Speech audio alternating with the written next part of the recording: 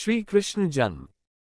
भाद्रपद कृष्ण पक्ष की अष्टमी को रात के 12 बजे मथुरा के राजा कंस की जेल में वासुदेव जी की पत्नी देवी देवकी के गर्भ से 16 कलाओं से युक्त भगवान श्री कृष्ण का जन्म हुआ था। इस तिथि को रोहिणी नक्षत्र का विशेष महात्म्य है।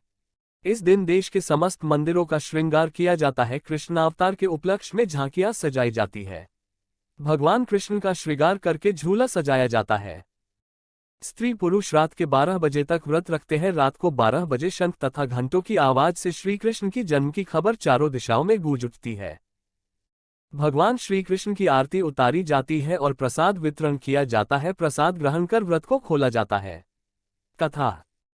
द्वापर युग में पृथ्वी पर राक्षसों के अत्याचार बने लगे। पृथ्वी गाय का रूप धारण कर अपनी कथा सुनाने के लिए तथा उद्धार के लिए ब्रह्मा जी के पास गई। ब्रह्मा जी सब देवताओं को साथ लेकर पृथ्वी को विष्णु के पास क्षीर सागर ले गए। उस समय भगवान विष्णु अन्नतशया पर शयन कर रहे थे। स्तुति करने पर भगवान की निद्रा भंग हो गई। भगवान ने ब्रह्मा एवं सब देवताओं को देखकर उनके आने का कारण पूछा तो पृथ्वी बोली, भगवान मैं पाप के बोझ से दबी जा रही हूँ, मेरा उद्धार कीजिए। यह सुनकर विष्णु बोले, मैं ब्रज मंडल में वासुदेव की पत्नी देवकी गर्भ से जन्म लूंगा। तुम सब देवतागण ब्रज भूमि में जाकर यादव वंश में अपना शरीर धारण कर लो। इतना कहकर अंतर्ध्यान हो गए।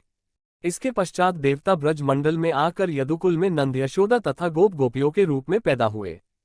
द्वापर युग के अंत में मथुरा में उग्रसेन राजा राज्य करता था। उग्रसेन के पुत्र का नाम कंस था। कंस ने उग्रसेन को बलपूर्वक सिंहासन से उतारकर जेल में डाल दिया और स्वयं राजा बन गया। कंस की बहन देवकी का विवाह यादव कुल में वासुदेव के साथ निश्चित हो गया।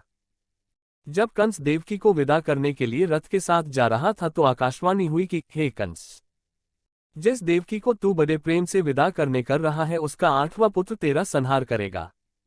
आकाशवाणी की बात सुनकर कंस क्रोध से भरकर देवकी को मारने को तैयार हो गया।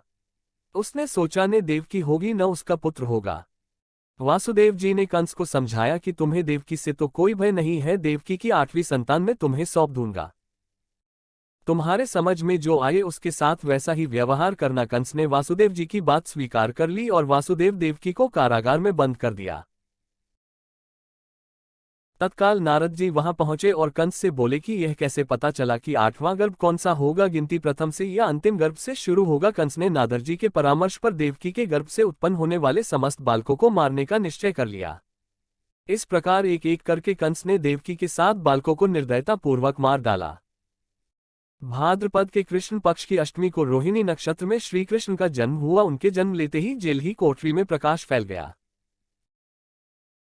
वासुदेव देवकी के सामने शंख, चक्र, गदा एवं पद्मधारी चतुर्भुज भगवान ने अपना रूप प्रकट कर कहा, अब मैं बालक का रूप धारण करता हूं, तुम मुझे तत्काल गोकुल में नंद के यहाँ पहुंचा दो और उनकी अभी अभी जन्मी कन्या को लाकर कंस को सौंप दो। तत्काल वासुदेव जी की हथकड़ियां खुल गई। दरवाजे अपने आप खुल गए। पहरेदार सो गए। वासुदेव कृष्ण को सूप में रखकर गोकुल को चल दिए। रास्ते में यमुना श्री कृष्ण के चरणों को स्पर्श करने के लिए बने लगी। भगवान ने अपने पैर लटका दिए। चरण छूने के बाद यमुना घट गई। वासुदेव यमुना पार कर गोकुल में नंद के यहाँ गए। बालक कृष्ण को यशोदा जी की बगल में सुलाकर कन्या को लेकर वापस कंस के कारागार में आ गए। जेल के दरवाजे पूर्ववत बंद हो गए। वासुदेव जी के हाथों में हथकड़ियां पड़ गई। पहरेदार जाग गए। कन्या के रोने पर कंस को खबर दी गई। कंस ने कारागार में जाकर कन्या को लेकर पत्थर पर पटक कर मारना चाहा, परंतु वह कंस के हाथों से छूटकर आकाश में उड़ गई और देवी का रूप धारण कर बोली, हे कंस, मुझे मारने से क्या लाभ, तेरा शत्रु तो गोकुल में पहुंच चुका है। यह दृश्य देखकर कंस हतप्रभ और व्याकुल हो गया। कंस ने श्री कृष्ण को मारने के लिए अनेक दैत्य भेजे। श्री कृष्ण ने अपनी अलौकिक माया से सारे दैत्यों को मार डाला। बड़े होने पर कंस को मारकर उग्रसेन को राजगद्दी पर बैठाया। श्री कृष्ण की पुण्यतिथि को तभी से सारे देश में बड़े हर्षोल्लास से मनाया जाता है।